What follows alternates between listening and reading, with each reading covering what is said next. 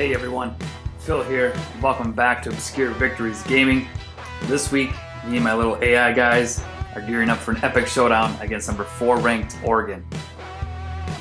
In this episode, we're going to recruit, we're going to scout, we're going to strategize, come up with a game plan to give us the best chance to come out with a win. Alright, let's jump into recruiting. We've got 500 points to spend. We knew that was coming after offering out scholarships. Let's see how we're progressing with everybody. Clint Johnson going up 450, that's a good sign. John Muse, we got the lead. Marcus Bridges, we're moving up. Sean Maxwell, we're going up, that's good to see. Willie Goodman, we're going up. Billy White, we're going up, that's good to see. John Charles dropped 390 after we put 500 into him. I think it's safe to say that we'll take those points off and we'll move John Charles down the way. Alright, Matt Jones going up 150. He'll get a scholarship this week. Not sure why he didn't get one last week. Sean Johnson, we're moving up well. And then Richard Hancock, we're going up well too. So that's really good. Our top 9 of our top 10 guys we're making big progress with. And the only one that was disappointing was John Charles. But hopefully we can find somebody else to fill that role. Bring in hopefully another fast freshman linebacker. Alright, let's check out these other guys. James Christian would be good to get. Another offensive lineman. We only dropped 5 and we didn't put any points on him. So I'm going to throw 500 into him and move him up the board. Joel Sims, free safety is a need of ours, but we've got those guys at the top of our board that are all defensive backs that could fill in there. So we're going to leave him as is. Sean Bush, let's check him out. He's got good speed. Play rec is good. We are going down 390. So if we were to put 500, 450 on him, we'd be going up 60. We'll have to keep that in mind. I'm not convinced that that's a play. Brian Ziegler, an athlete. Looks like he's going to be a quarterback or maybe somebody in the defensive backfield, maybe a running back as well. Speed isn't super great at C, but maybe he's somebody that can fill in as a strong safety. We'll see. But I like athletes. We're going to give 450 to him, and we'll see if that's a play as we move down. Nate McCullough, we're going up. That's good to see. Grant Manning. See here, Grant Manning got good speed, good acceleration. Tackling is low, but we only dropped negative 45. We didn't have any points on him.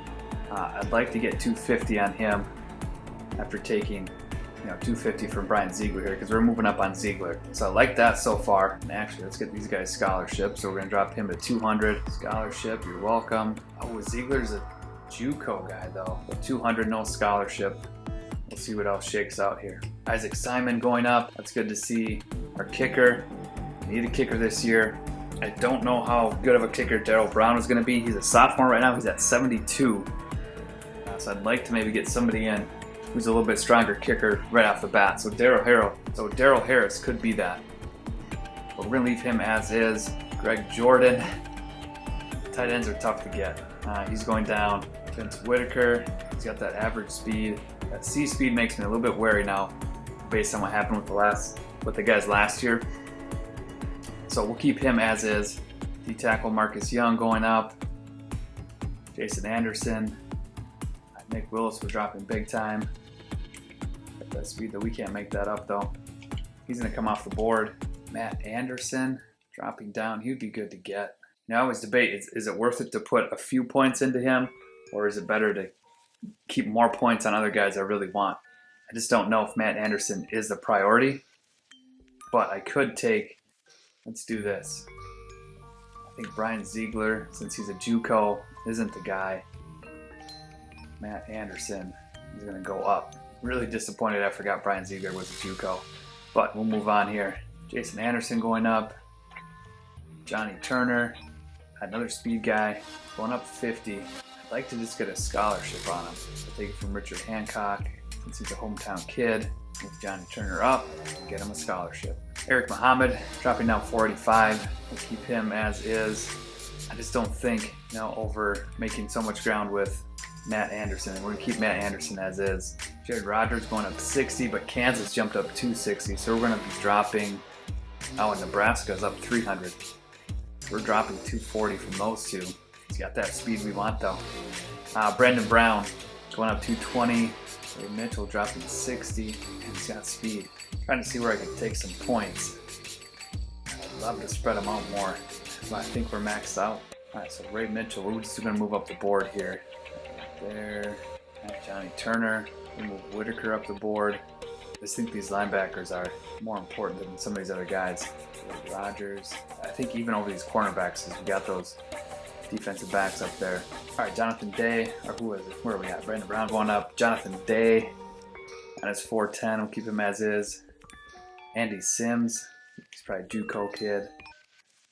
Yeah, 1 star. He's not bad. Good speed, decent coverage. Just gonna move him up the board behind some of those linebackers. Oops. Right there. Eric Evans is going up 110. Other teams are going up, so we're going to be going down 50. But he's not anybody we want. We'll keep him on the board for now. Let's see if we need to make room week 3. Charles Morgan going down 245. Anthony Smith really dropping. And Daryl Burns going up 100. Okay, so week 2, things aren't looking too bad. I'd love to have more points to throw into those linebackers, but I've got them up here. Hopefully that lets them know that we're serious about them, and these guys are just more important. But is Grant Manning more important than Vince Whitaker or Jared Young?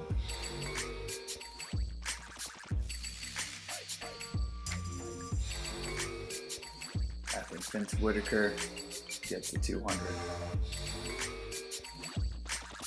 Yeah, I like that. All right, so again, our board's looking good. Clint Johnson's going to be a linebacker that can step in, hopefully right away, fill in a big need of ours. I think we're losing 2 linebackers, so we got to bring in some guys that can jump in right away. John Muse, another guy that I think we can jump in right away. I think we have 2 juniors, so John Muse may get a red shirt. We'll see what the room actually looks like. Marcus Bridges looks like somebody can jump in right away. Our cornerback depth is going to be pretty thin, so we got to get some guys in. Sean Maxwell, he's going to push Justin Bryant, in competition. Hopefully Bryant doesn't leave.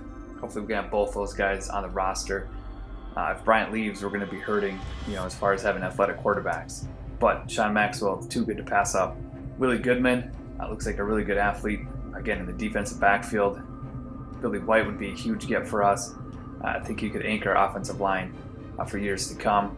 And Matt Jones and Sean Johnson, almost identical skill sets. Would love to lock these guys down.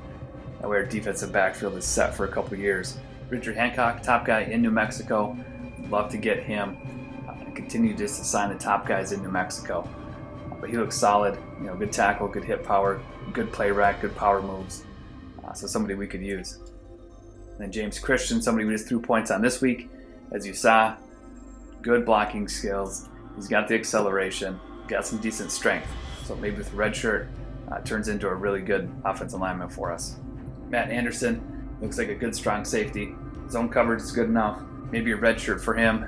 I just think with the bonus we're getting with him to get points on him, maybe get him signed early, would be huge and help, again, shore up that defensive backfield. And then Vince Whitaker, and that speed rating makes me a little nervous, but he's got acceleration.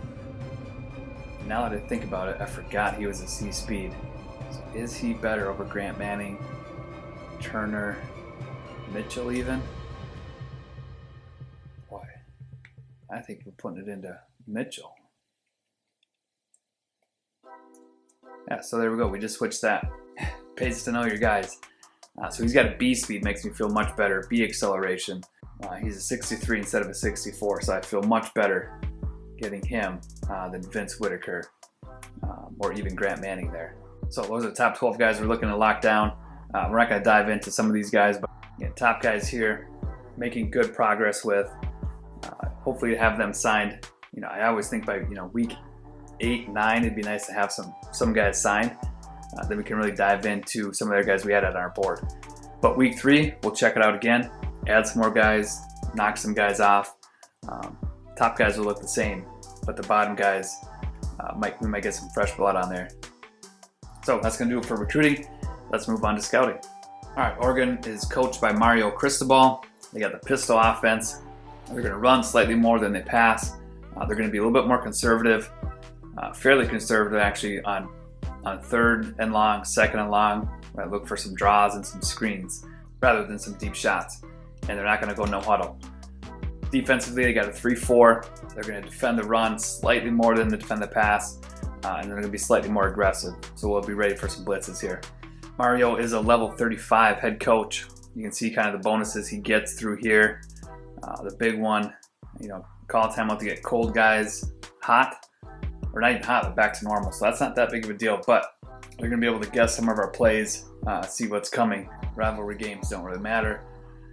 And then they're less likely to jump off sides. Defensively, they got Greg Schiano at the helm.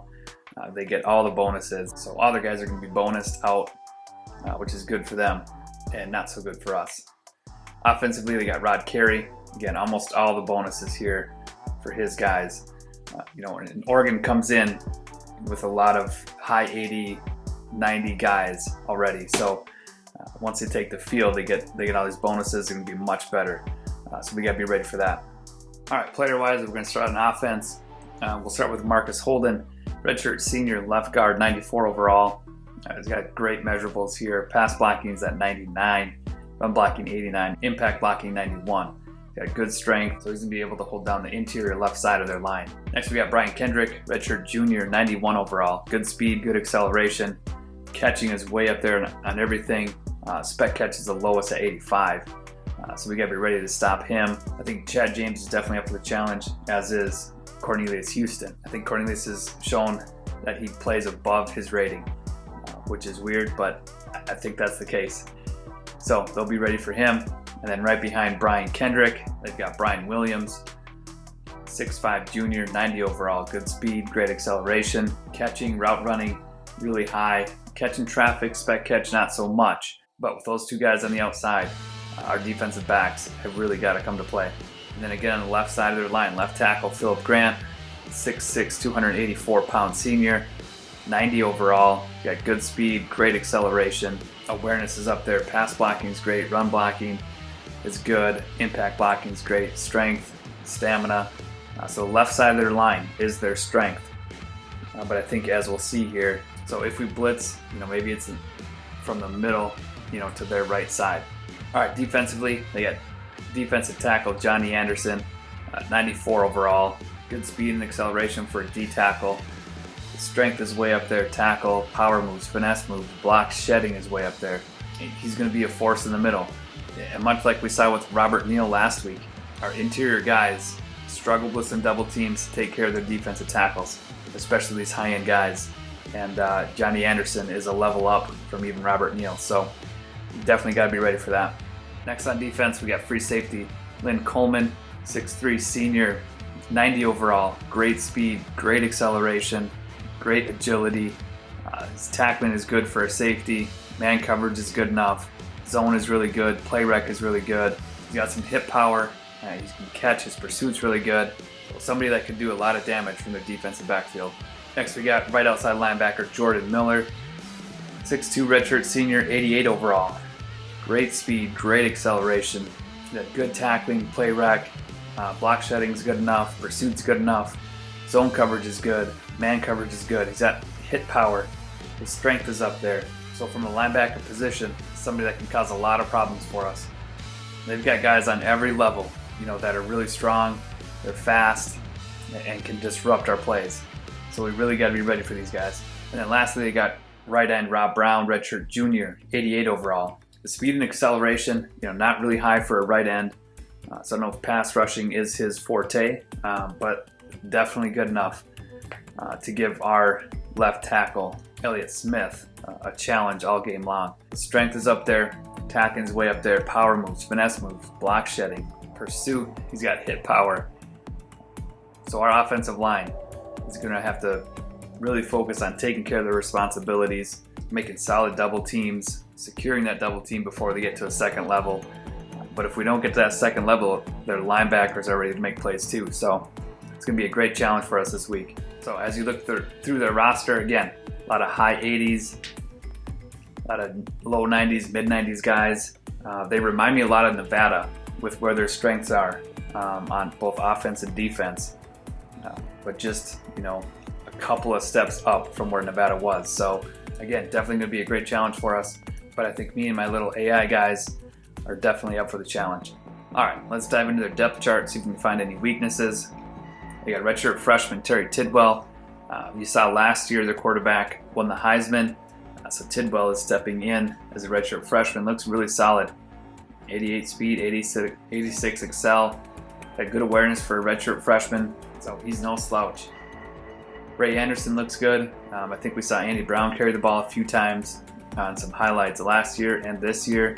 So two good running backs. McKinney's back behind him, as is Bird. But a solid backfield for them. Fullback, Adelta Hughes. And here's their receivers. They go Kendrick and Williams. And right behind them is Carlos Jones. Great speed.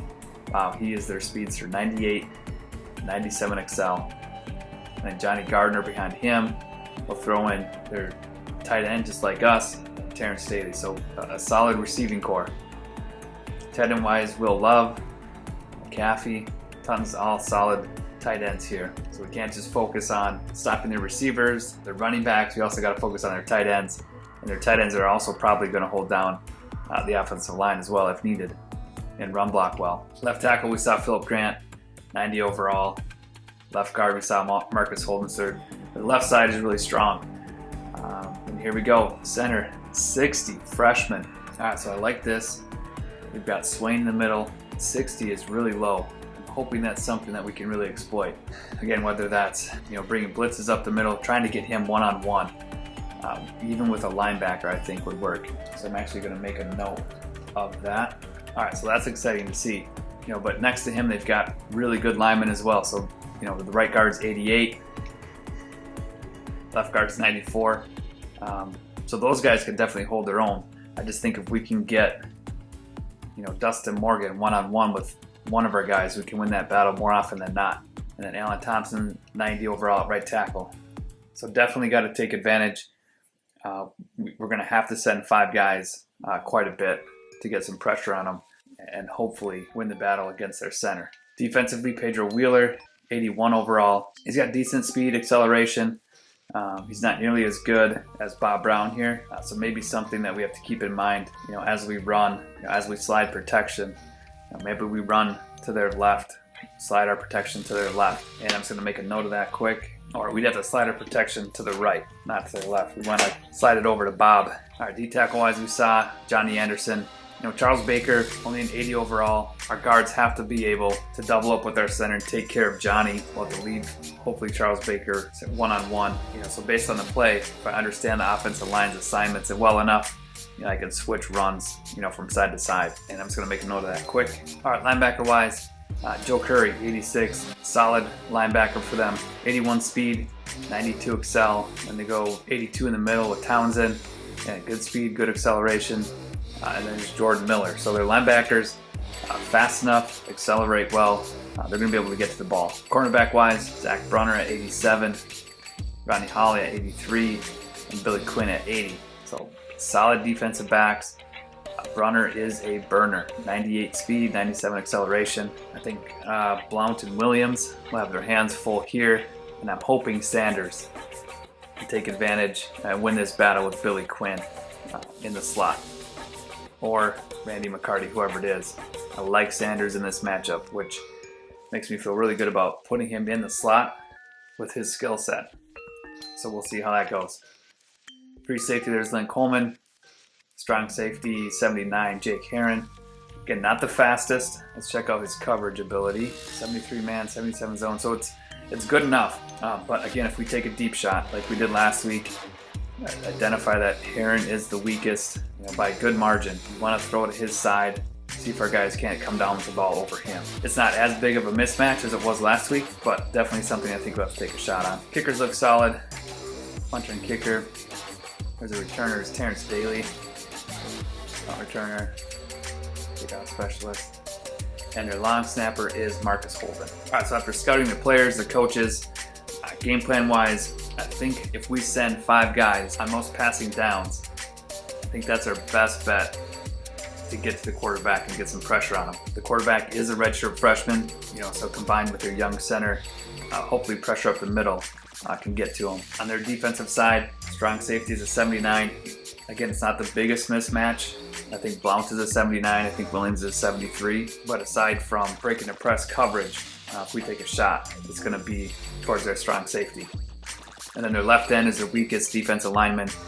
Maybe we run towards him, but again, their linebackers are fast enough. We've got to be really sound with our run game. Maybe we do some more quick passes. Maybe Sanders has a huge game today, taking advantage in the slot. I think play action wise, it's going to be used sparingly. Again, the mismatches I think are very high. We don't have the run advantage. We don't have the pass advantage aside from Sanders in the slot. So we're going to have to see how that plays out. Sanders may be my first look on most pass plays depending on how they're set up. Six-man protection I think is going to be used quite a bit. I just feel more comfortable having 6 guys back there. Again, with the mismatches we have, I think we've got to keep 6 in. Defensively, man coverage is going to be used sparingly.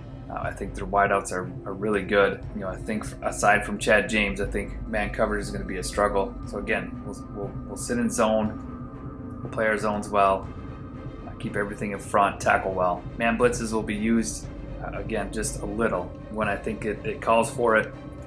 Again, if I think we need to produce some pressure, but again, that's where I gotta stay calm, stay within the game plan, and not just man blitz out of frustration. So man blitz will be used sparingly. Zone blitzes, I think we can again.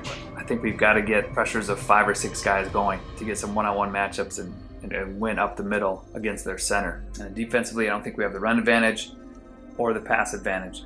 Again, we are outmatched this week. It doesn't mean we can't win. We just got to execute really well. So that's the game plan. That's the strategy. Let's move on to the event wheel and see what's happening with our team this week.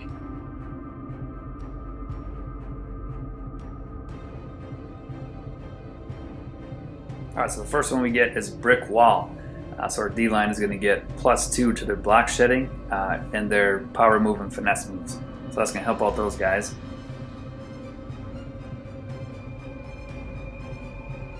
Next, we got figured it out.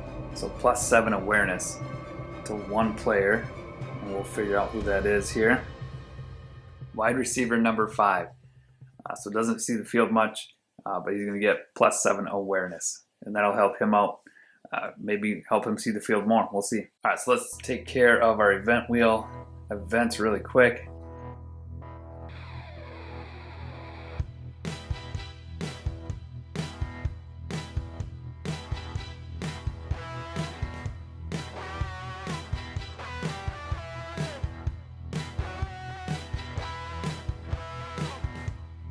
All right, that is going to do it for this episode. I think we're all set. I think we're well prepared. We're definitely up for this challenge, taking on a number 4 team on the road. Our guys are really going to find out what they're made of. We showed we could do it last year quite a few times, and so we hope to just continue that. So until next episode, keep gaming, keep growing, and keep celebrating those obscure victories. Game on.